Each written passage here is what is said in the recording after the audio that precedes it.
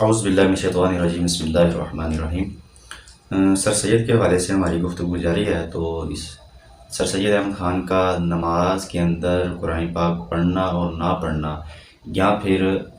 قرآن پاک پڑھنے کی بجائے اس کا ترجمہ پڑھ لینے سے کیا نماز ہو جاتی ہے کہ نہیں ہوتی، یعنی ہم یہ چیزیں اس لیے آپ کے سامنے لے کر آ رہے ہیں کہ جو ایک غلط فہمی لوگوں میں پائی جاتی ہے کہ سر سید احمد خان بہت بڑا مفکر اسلام، یا وہ بہت بڑا مسلمانوں کا حمایتی، یا عقیدہ و فکر کے اعتبار سے بہت اچھا، سیاسی افکار و نظریات کے اعتبار سے یا مذہبی افکار و نظریات کے اعتبار سے، ہر لحاظ سے جس طریقہ سے بر صغیر کے اندر ہم نے اس کو مبرہ و منزہ کیا ہوا ہے اور ہم نے اس کو ایک ہیرو کی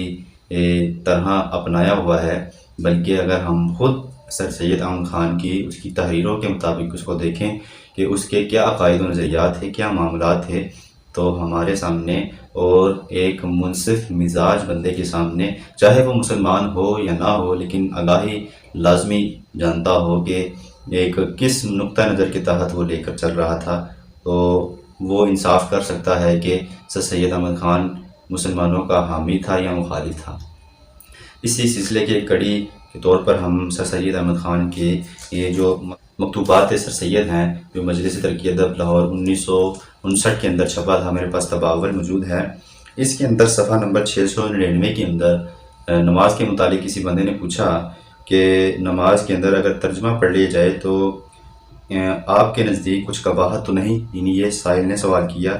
تو اس کے جواب میں جو ہے سر سید احمد خان نے کہا، مختومی، نماز میں قرآن مجید بلفظ نہ پڑھنے اور اس کا ترجمہ پڑھ لینے میں بجز اس کے اور کچھ قباحت نہیں کہ نماز نہیں ہوتی۔ یعنی انہوں نے یہ کہا کہ نماز کے اندر لفظی طور پر جو ترجمہ قرآن پاک ہے اگر وہ پڑھ لیا جائے یا پھر اس کا ترجمہ پڑھ لیا جائے، پڑھ لینے سے جو ہے کیا قباحت ہو سکتی ہے؟ کوئی قباحت نہیں ہو سکتی۔ ترجمہ پڑھ لیں یا قرآن پاک پڑھ لیں، دونوں صورتوں میں نماز کے اندر جو ہے وہ نماز ہو جاتی ہے، تو اس میں کوئی قباحت نہیں۔ یعنی کس طرح کی یہ جہالت ہے کہ نماز کو ہی انہوں نے کھلواڑ کے طور پر پیش کرنے کی کوشش کی کہ جس طریقے سے مرضی یعنی بندہ نماز پڑھنا چاہے وہ پڑھ سکتا ہے، بلکہ ایسا نہیں ہے کہ دین اسلام کا بھی کوئی اصول و ضوابط ہیں، نماز پڑھنے کے بھی اصول و ضوابط ہیں۔ تو انہوں نے ان سب چیزوں کو بالائے طاق رکھتے ہوئے اپنے طور پر یہ فتویٰ دینے کی کوشش کی کہ جناب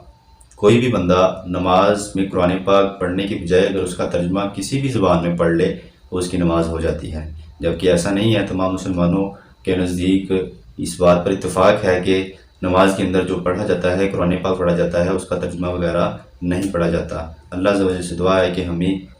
دین متین کی صحیح سمجھ بوجھ عطا فرمائے، وما توفیقی الا